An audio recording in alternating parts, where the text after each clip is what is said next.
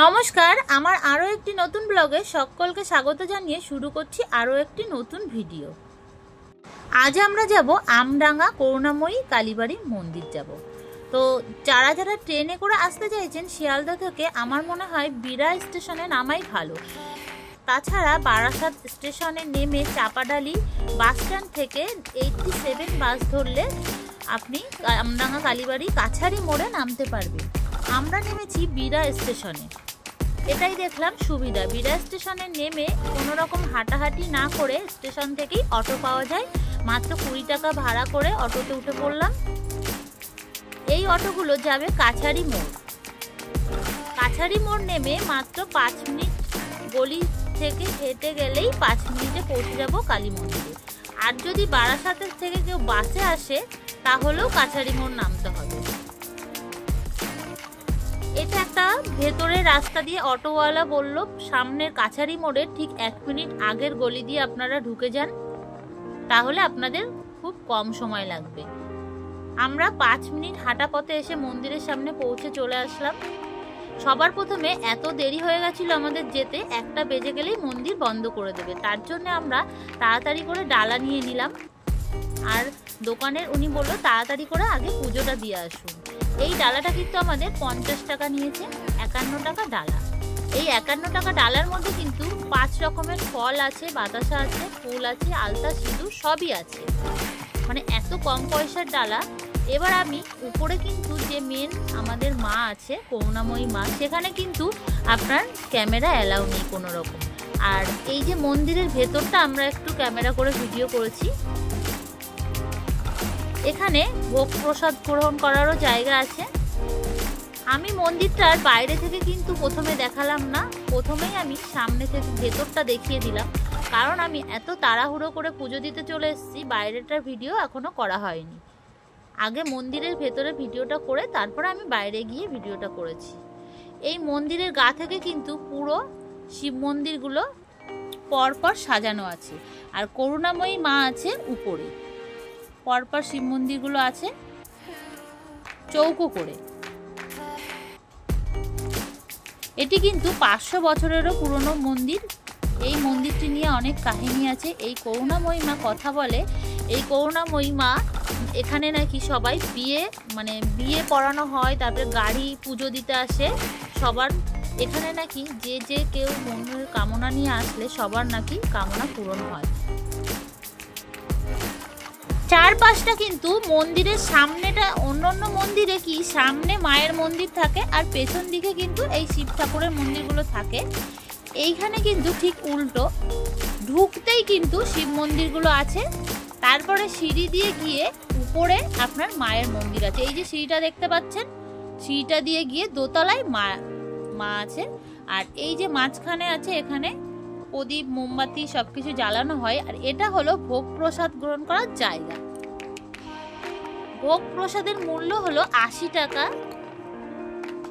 11টার মধ্যে আপনি চলে আসলে কুপন কেটে নিতে পারবেন।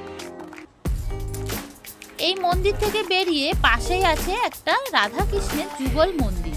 প্রথমে আমি ওই মন্দিরে দর্শন করতে যাব, কিন্তু মন্দিরটি ছিল বন্ধ, তার কারণে আমি আর দেখতে পারিনি। এইবার আমি আপনাদের বাইরে থেকে মন্দিরটি দেখাচ্ছি। এই মন্দিরে কিন্তু দূর দূর থেকে সবাই আসে। এখানে কিন্তু বিয়ে হয়, মানে এখানে বিয়ে হলে নাকি শুভ হয়, এই জন্য সবাই ওখানে বিয়ের জন্য আসে। আর এই মন্দিরে 300 একর জায়গা নিয়ে মন্দিরটি অবস্থিত আছে। আশেপাশে প্রচুর মাঠ, প্রচুর আম বাগান আছে। এই যে হচ্ছে পাশে যুগল মন্দির রাধা কৃষ্ণের, কিন্তু মন্দিরটি বন্ধ ছিল। এখানে গাড়ি পার্কিং, আপনারা যদি গাড়ি নিয়ে আসতে চান পার্কিং হলো 30 টাকা, আর বাইক পার্কিং হলে 10 টাকা।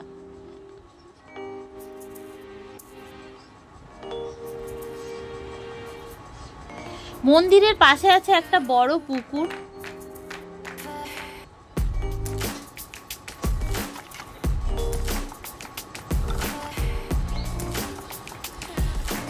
মন্দিরটি প্রচুর জায়গা নিয়ে মন্দিরটি, আপনি কিন্তু সারাদিনের মতো এখানে আসতে পারবেন। ভোগ প্রসাদ গ্রহণ করে এখানে সারাদিন সময়ও কাটানো যাবে।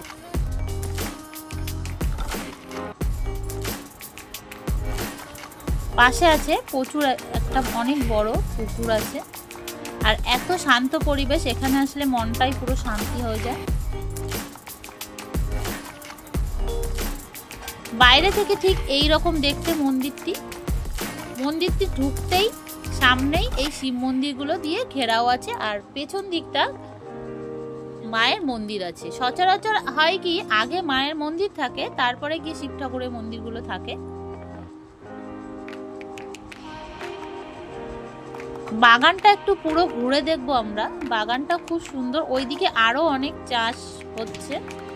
সমস্ত জায়গাটা কিন্তু এই মন্দির কমিটিরই।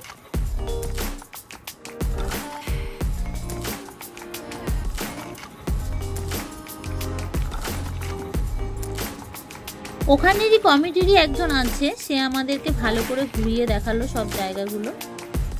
বলল যে এই জায়গাগুলো সবকিছুই মন্দির কমিটিরই।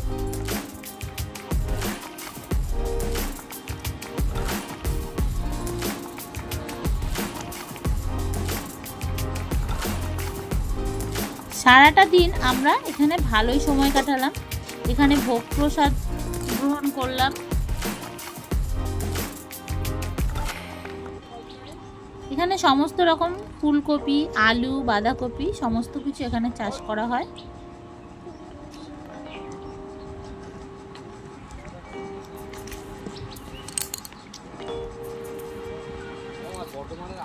আপনারা যদি বনগাঁ থেকে আসতে চান তাহলেও বিরাতে নামতে পারবেন, নামলেই আপনাদের সুবিধা হবে। আর যদি শিয়ালদার দিক থেকে কেউ আসতে চান তাহলে আপনাদের বিরাতে নামলেই সুবিধা হবে। বারাসাতে নামলে আপনাদের অনেকটা হেঁটে চাপাডালি মোড় যেতে হবে, কিংবা টোটো ভাড়া করে যেতে হবে। সেক্ষেত্রে আমি বলবো যে বিরা স্টেশনে নামলেই সুবিধা হবে। আর যারা হাওড়ার দিক থেকে আসতে চান তারা কিন্তু L238-এ এসে বারাসাত নেমে যেতে পারবেন। বারাসাত চাপাডালি মোড় থেকে 87 বাস ধরে আবার আপনারা কাছারি মোড় চলে যেতে পারবেন। আম গাছগুলো এত সুন্দর আমের বোল এসেছে। আর মন্দিরের সামনে এই যে আছে বিশাল বড় আকারের একটি বট গাছ, একদম মন্দিরে ঢুকতেই। আর তার পাশে আছে একটা বিরাট বড় আকারের পুকুর। এখানে পাশে একটা স্কুল আছে, সেখানকার বাচ্চারা এখানে এসে টিফিন খাচ্ছিল। ভিডিওটি যদি আপনাদের ভালো লেগে থাকে অবশ্যই লাইক সাবস্ক্রাইব করে পাশে থাকার জন্য অনুরোধ থাকলো। ভালো থাকবেন সবাই।